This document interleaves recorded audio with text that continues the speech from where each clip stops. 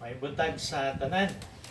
Salamat sa laing sibana nga gihatag sa Ginoo sa tuwa. Kita magatuon sa pulong sa Ginoo. No?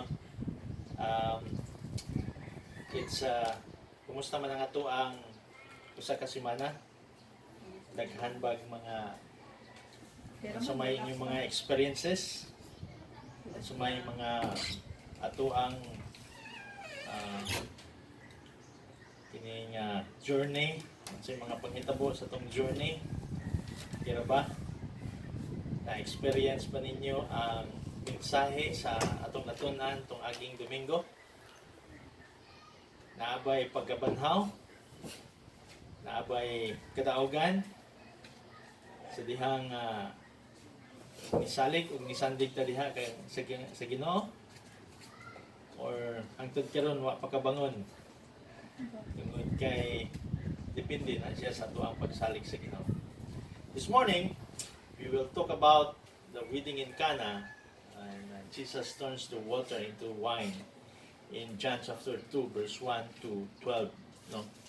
We will be reading it, and I will be reading it kung magasunod diha sa hilom. No?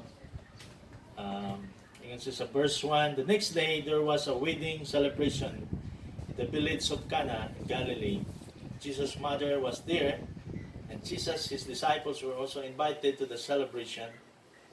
The wine supply ran out during the festivities, so Jesus' mother told him, "They have no more wine." "Dear woman, that's not our problem," Jesus replied. "My time has not yet come." But his mother told the servants, "Do whatever he tells you." Standing nearby were 6 stone water jars used for Jewish ceremonial washing. Each had good 20 to 30 gallons. Jesus told the servants, "Fill the jars with water." When the jars had been filled, he said, "Now dip some out and take it to the master of ceremonies." So the servant followed his instruction. Verse 9, when the master of ceremonies tasted the water that was now wine, not knowing where it had come, though of course the servants knew, he called the bridegroom over.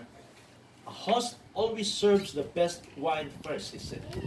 "Then when everyone had a lot of drink, he brings out the less expensive wine. But you have kept the best until now." The miraculous sign at Cana in Galilee was the first time Jesus revealed his glory, and his disciples believed in him. After the wedding, he went to Capernaum for a few days with his mother, his brothers, and his disciples. Ang Ginoo magapanalangin siya pulong doon kita sa Ginoo sa pagkampo. Father God, we thank you for this another day that you've given to us, Lord. We could glorify, we could worship, we could bring your name above all things in our life. In spite of challenges, in spite of what may be circumstances, or trials we are facing or facing everyone, Lord, continue to strengthen us, that we always believe and focus our faith that through you it is nothing impossible, as you are in control of everything. To pray, Father, for everyone who is hearing this message, that will be strengthened and guided by your Spirit, and strengthen us, O Lord, and equip us always. In Jesus' name, amen. So, in verse 2 and 1-2, Jesus was on a mission to save the world. Mao na mission sa Ginoo ang pagluwas sa tibuok kalibutan. That's the greatest mission in the history of humankind. No? Yet, isan pa sa mission ni Ginoong Jesucristo, nakahatag pagyapon siya panahon to attend in a wedding, to take part sa kining ginatawag nga activities or festivities. No? So, we may tempted to think, usahay sa itong kagalingon, Labi na gyud kung naata siguro sa bulanton si Ginoo, moingon ta nga dili na siguro importante nga moapil tag mga special occasion. But sometimes social occasions are part of our missions. Sahay di na ta mo apel, di mo siklod na nato atong kaugalingon, di na ta mo join niya na tuwa ta kay balo that special occasion is still be a part of our missions. Why?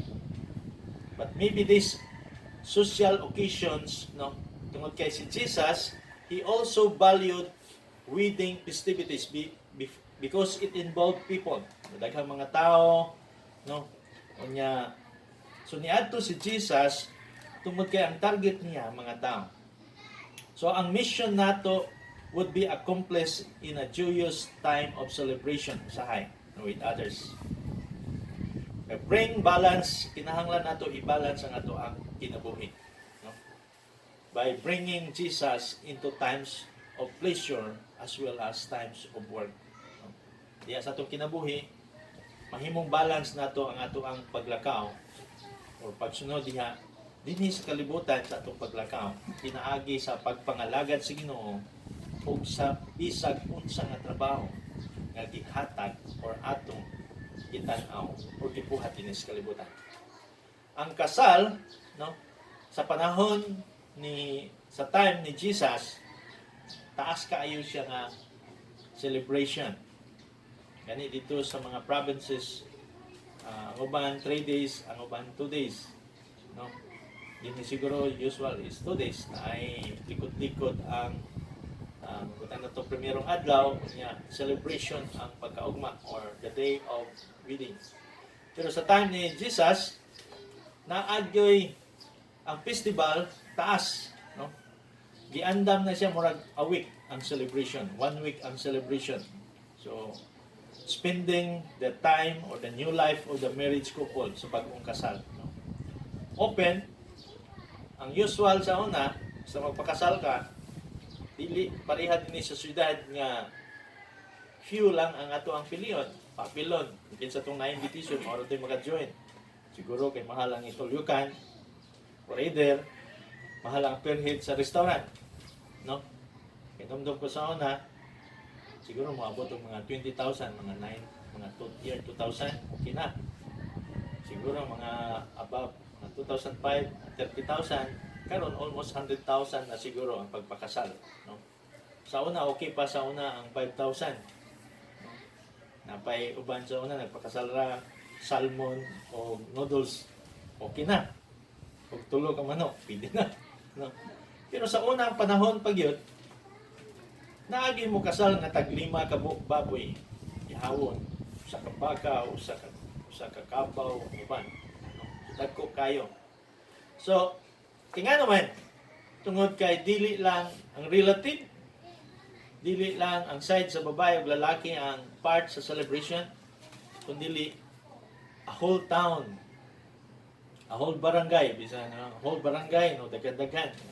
Sa probinsya, around siguro mga 5,000 peoples ang usa ka barangay, mga residents.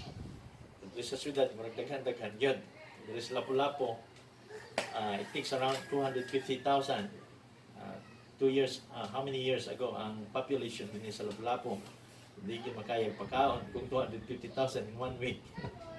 So it was considered sa una, nga kung naikasal, nga giimbita ka, nga moripyos ka, insulto na siya sa natungdan.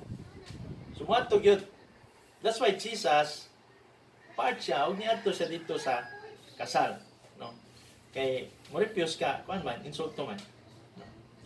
To accommodate sa kadaghang mga tao, kinahanglan gyud ang pagpakasal na ay careful planning. Siguro, ang usual sa una, pagplanuhan na is kanang ting pamalay, tinatawag. Kaya wala man siguro yung pamalay gyud, kaya ang lalaki man moadto dito sa area sa mga babae or sa tigbayanan nga ginatawag, no? So dito, o present ang lalaki, unsay plano niya, unsay plano sa pamilya sa lalaki, unsay pag-prepare nila, unsay andamon, ug unsa pay reaction o angay nga i-suggest sa mga tigbayanan. So mao na siya kasagaran. So labi na gyud sa dito sa Israel, 1 week ang celebration. So kinahanglan gyud extra planning or careful planning in order to accommodate sa daghang mga tao. Sa kasal dito, ang pinaka-importante is ang wine. No?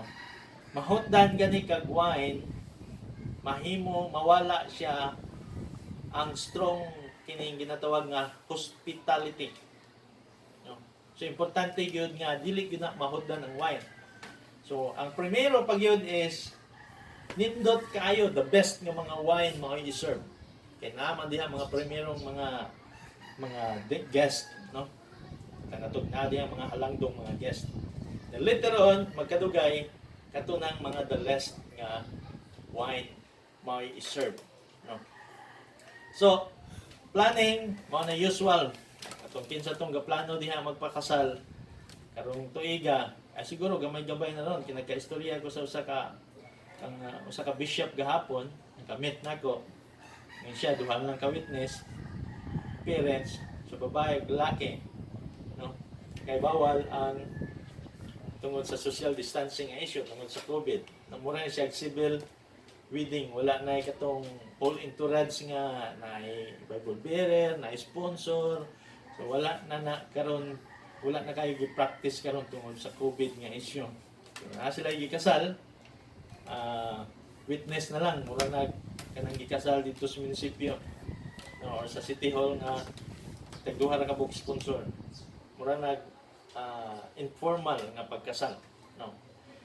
But sa una, we need to be planned. Maybe, after siguro sa COVID, or either, katong naas probinsya, mura nag-celebrate na sila ug daghan mo ka-join no sa ilahang kwan as long as katong ilahang gi-exercise ang social distancing.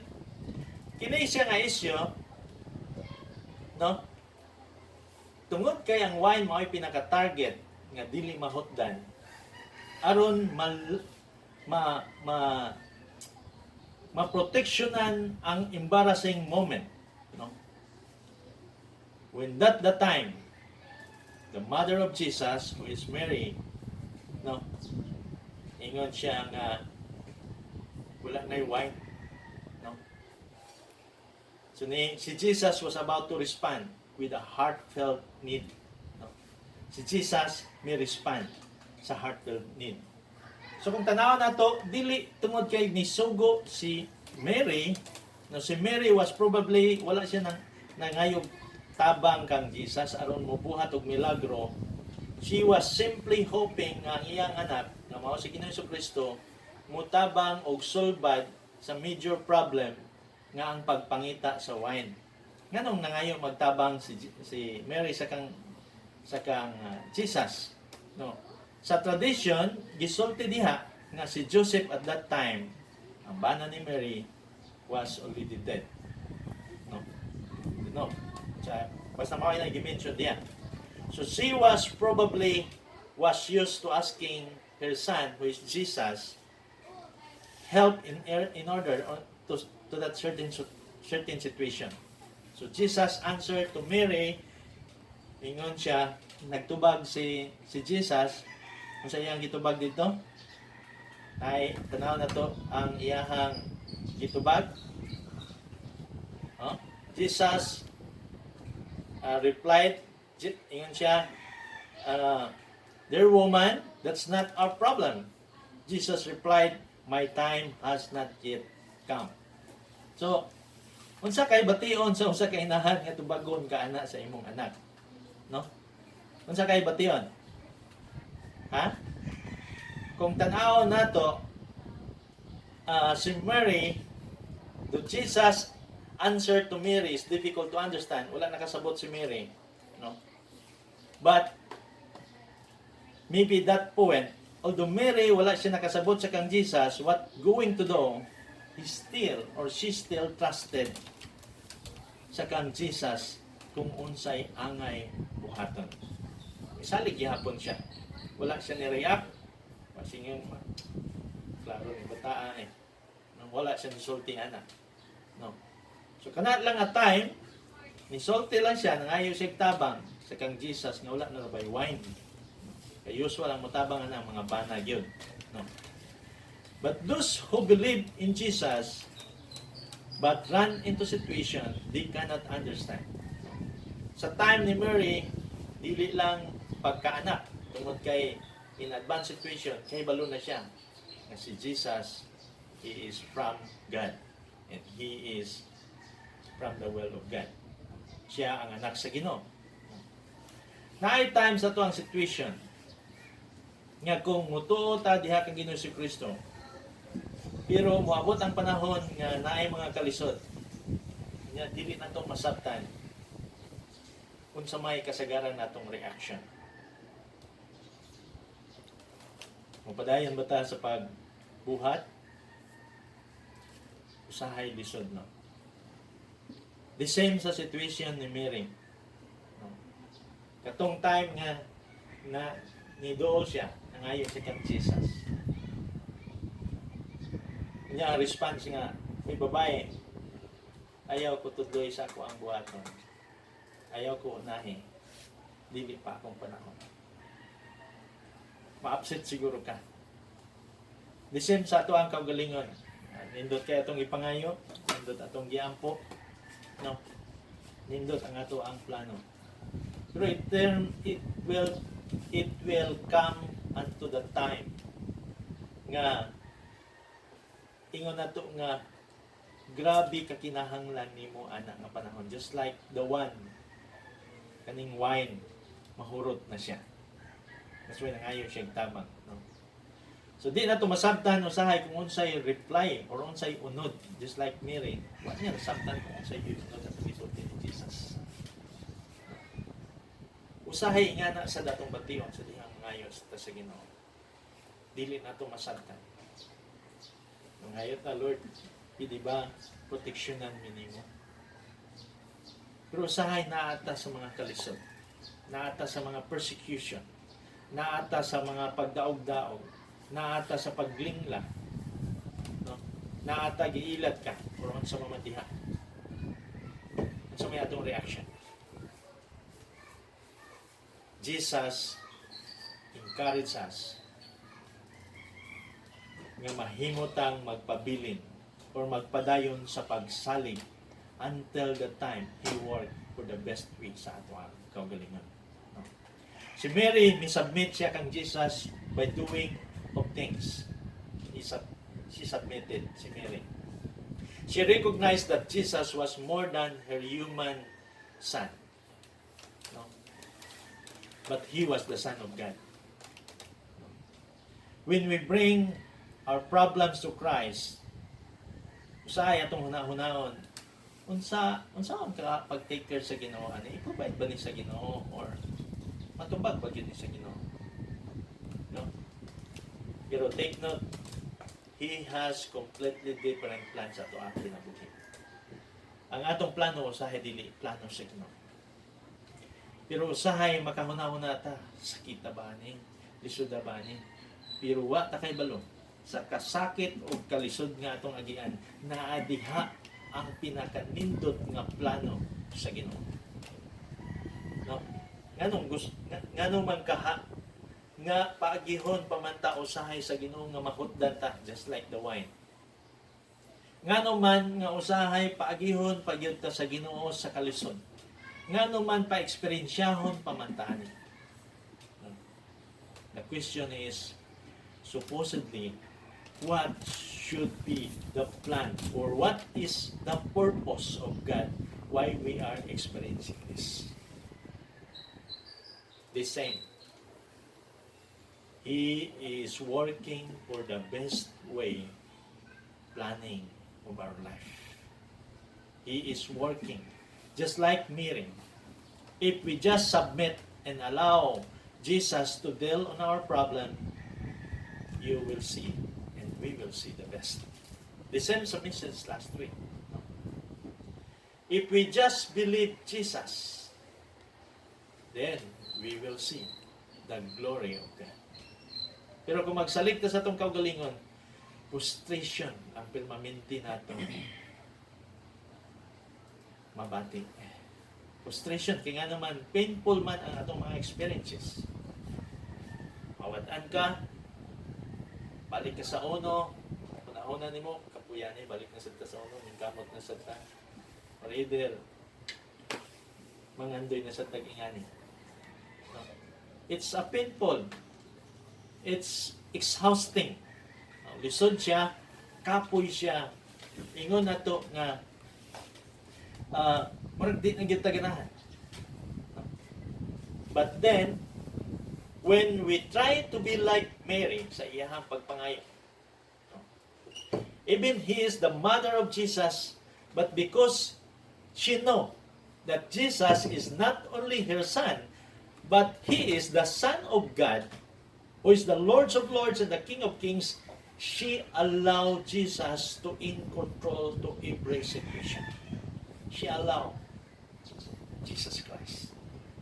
Usahay sa atong kaugalingon, we need not dili lang usahay. In all the ways sa atong kinabuhi, we need to allow Jesus in control in our life in order for us to see His best plan sa ating kinabuhi. Ang problema lang, puno ta sa kahadlok. Ang problema lang, puno ta sa kabalaka. Ang problema lang, nagtan-aw ta o nag-focus ta sa ato ang na-experiensya. Nagtan-aw ta sa usa ka butang nga atong gipangandoy. Wala ta nagtan-aw sa kang Jesus. Wala ta nag-focus sa kang Jesus. Wala ta naminaw o nagbantay o nagtuo diha kaniya nga siya ang musulbad sa tanan natong problema. Maunay ato ang problema gyud. Maunay pinaka-weakest nato nga part isip usa ka mga tao bisag Kristohanon pa, bisag dugay na tanang alagad sa Ginoo, still we are doubting with Christ and who He is sa atong kinabuhi. So importante kay. So kung tanaw na to ang verse 6, ang naay unom ka stone water jars. Unsa man stone water jars? Murag banga siguro ni siya, no? Kay normally kini siya ginagamit ni siya butanganan og tubig para washing, kanang ceremonial washing, kanang mangaon, maghugas og kamot, no, mao na usual sa mga Hudiyo, no. So gipuno ni siya og tubig tungod kay mao ni gisultit pag-ingon ni Mary sa mga katabang, ingon siya, tumana or paminawa ninyo kung unsay isulti ni Jesus, ni Jesus, no? Ug buhatan ninyo. So Jesus instructed, ingon siya nga pun-an ninyo ang kanang unom ka stone water jars, no. Ang usa ka stone water jars kung mapuno na siya around 20 to 30 gallons, dagko kay na siya siguro mga ani siguro ka dagko, no. No? Kita mo sa kanang dagko kay mga tadyaw, no. So symbolically mao na siya kanang before mo touch ang tao or pagpangaon, everyday life, manghugas yun mo, nanggikat diha mga tubig. So before eating, ang mga Hudiyo, mo pour out of water sa ilahang kamot, aron ilimpyo silang kaugalingon. No? Aron malikayan ang mga bad influences nga ilahang matandog. So mga tao, everywhere, kinahanglan, usahay, ganahan sila nga naalay excitement, pinaagi sa kining pinaagi sa kining milagro. For some reason, they expect nga ang Ginoo, no, just as the wine Jesus made is the best. So ang kinabuhi diha kaniya mas labaw pa kaysa sa ato ang kaugalingon. No? Usahay mas ganahan ta kung unsa toy gibuhat ni Jesus nga milagro kaysa sa pagsalig sa kang Jesus. Di ba ganahan man gyud tag milagro? Ang mga tao sa una pagkakita nila nga, uy, milagro ni. Ganahan kayo. But why wait everything else run out before trying God? No? Why save the best until last? When a disciple, nakita nila nga si Jesus ni buhat og milagro, di believe. Usa sila nito. ug ang miracle nga gipakita sa iyang gahom over the nature ni rebel sa paagi sa ministry nga iyahang gibuhat. Si Jesus, ang ministry niya is not just miracle to personal needs, but to those people, because He has the authority sa pagtabang sa uban. No? Ang ministry ni Jesus is ang pagtabang sa uban. Kung sa iyang ministry, He has speaking with authority and being in personal touch sa mga tao. So miracles are not merely superhuman. No? Phenomenal, amazing, fantastic. No? Tungod kay ang gusto ipakita sa Ginoo is ang pag-demonstrate sa iyang gahom, dili lang ang milagro. Gusto sa Ginoo nga i-demonstrate ang iyang gahom. So almost every miracle Jesus did, ang iyang gibuhat is renewal of fallen creation. Ano sa mga fallen creation? So kung ang milagro pinaagi sa pag-restore sa katong mga buta, no, pagbuhat or pagpabarog sa mga katong di kalakaw, no, even restoring life katong nangamatay na. So pagtuo, kinahanglan ang pagtuo nato sa Ginoo dili lang tungod sa milagro.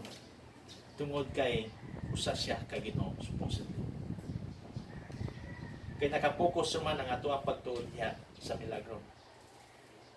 Dapat tuhuan nato nga ang Ginoo or si Ginoo Jesucristo usa ka Ginoo nga continue nga nagbuhat, nag-restore sa iyahang gipamuhat. Even sa mga pobre, sa mga luya, sa mga cripple, sa katong mga orphan, sa mga buta, sa mga bungol, no? Ug bisan pa sikin sa katong nanginahanglan diha kaniya. No? So ingana ang situation, no?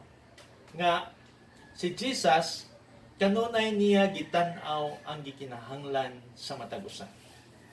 Dili lang kay immediately mubuhat siya og surprise nga milagro. Every miracle nga iyang gibuhat naagyud siya gi-intend to glorify and to show, to present ang kini presensya sa Amahan. So ang Capernaum become Jesus' home. No, that time, no? Pagkahuman, yun siya, lakaw siya, pahuway sa dito. No? Uban siya mga kaigsunan. No? So, diha sa gikan ng mga disciples sa Capernaum. Karon, atong hinumduman ang mga butang. Sa dihang mangayo ug mo requesta sa Ginoo, kinahanglan isulti gyud nato ang tinutanay natong gikinahanglan. Dili nato pwede isulti nga presumption ra aron sa pagpangayo sa Ginoo. Just like Mary, iingon siya, wala na sila wine. Pero when the time nga mangayo ta sa Ginoo, ayaw ka discourage. When there is no clear answer, kung naay time nga dili nato masabtan sa dihang mangayo ta sa Ginoo, o naay situation nga dili nato masabtan siya, let's submit diha kaniya. Even in the time of trials, even in difficult times and distress. No? Ingon siya sa Hope 22 verse 21 to 22, ingon siya, submit to God and He will be at peace with Him. In His way, prosperity will come to you. No? Accept instruction from His mouth and lay up His words in your heart. No? Pagkahuman, kung dili nimo masabtan, still patiently wait unto the Lord to act. Pero usahay ganahan ta mag-una-una, no? That's why daghan tag kapalpakan. Kay gusto man ta outright, gusto man tag instant. Dili ta makapaabot, dili ta makapaubos sa atong kaugalingon, dili ta makapasensya. But when Jesus saying, dili pa ako ang time, wait unto the Lord. Patiently wait unto the Lord. It might be na naamoy mga gipangayo sa Ginoo. gusto na gyud ninyo pangayo o gusto na gyud mo abot. But 10 times ano magwa magitubag sa Ginoo. Daghan siguro ko sala, daghan siguro ko kapakyasan. Do not be discouraged. Patiently wait unto the Lord to act. No? Pasagdi siya nga mo act. Kay kung kita'y mo act, mo pasabot wala ta nagsalig sa Ginoo. Wala ta nagsandig sa iyaha nga nung mag-ampo pa man ta o kita ra may mo act. Ikaapat is trust into His will. In everything we do, trust in the Lord. No? So kung wala tay pasensya, sigurado gyud nga wala tay pagsalig diha sa Ginoo. Importante gyud ang pagpasensya. Pagpasensya dunay pagpaubos sa atong kasing-kasing. Usahay mutupong o mulabaw ang garbo sa atong kasing-kasing. Dili ta kapaabot. Kaya naman, dili ta gusto masakitan. Si Mary that time, nasakitan siya. Might be.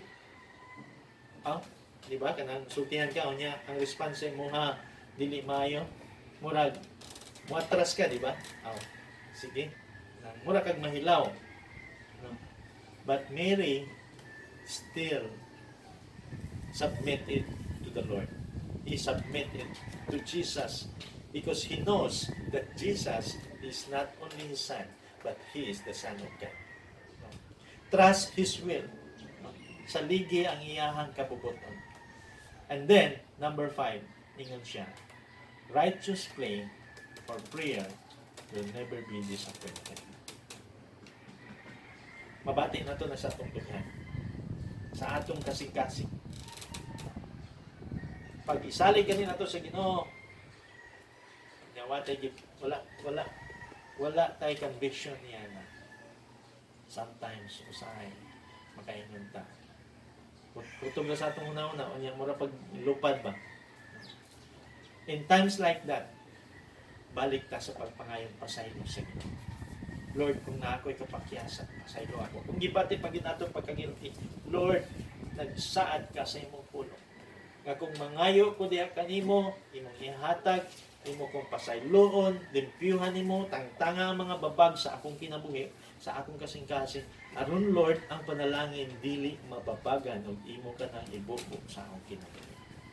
Ikson, balikon ako. Ayaw o hunong o pangayo kung unsa ang imong gikinahanglan diha sa Ginoo. Ingon siya, pray without ceasing. Ayaw paghunong. Ayaw pag-undang o pagpangayo. Kung ang imong gipangayo wala pagitubag sa Ginoo, padayon. But don't be discouraged kung ang imong gipangayo wala pagitubag sa Ginoo. Don't be dismayed kung wala pa'y answer, kung wala pa'y klaro. Magway klaro to akong panay. Undang na lang ko, wala kay balong nga, it's on the way, ang tubag sa Ginoo. Pero naa siya'y mga refining on the way. Kay ganahan siya the exact and the best nga mo tugdong sa imuha ang imong gipangayo. Patiently wait unto the Lord. Balikon ako, patiently wait unto the Lord and trust in His will, and you will never be disappointed. Hinaot nga kining mensahe karon, the same as true. Kung unsa ang atong gipangayo, we make sure by the will of God, He has a best plan and purpose. The same sa gibuhat niya